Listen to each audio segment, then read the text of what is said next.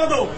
আজকে 14 বছর যে বুকে ব্যথা নিয়ে বেড়াচ্ছে আমার ভাইকে খুনি, সিরিয়াল খুনি শেখ হাসিনা জেলখানায় ঢুকে নিজ হাতে জবাই করে হত্যা করেছিল। সেই কথা বলতে পারিনি, আমার ভাইয়ের নাম উচ্চারণ করতে পারেনি।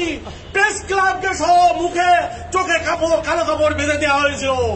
আজকে আপনারা সেই সুযোগ এনে দিয়েছেন, সেই জন্য আজকে আমি এই কথা বলতে চাই যে আমার ভাইয়ের বিচার, আমার ভাইয়ের হত্যার বিচার চাই। শেখ হাসিনাকে ধরে এনে জন আদালতে ফাঁসির মাধ্যমে এই হত্যার বিচার শুনতে হবে। আর আমার ভাইয়ের নামটা আপনারা জান, আমার ভাই জাতীয় বীর মেজর ফজলুল হুদা, জাতীয় বীর মেজর ফজলুল হুদা, জাতীয় বীর মেজর ফজলুল হুদা। মুক্তির মহান দিবস ঐতিহাসিক 15ই আগস্ট, মুক্তির মহান দিবস ঐতিহাসিক 5ই আগস্ট, 2টা আগস্ট আমরা পেয়েছি। লাল আগস্ট জিন্দাবাদ।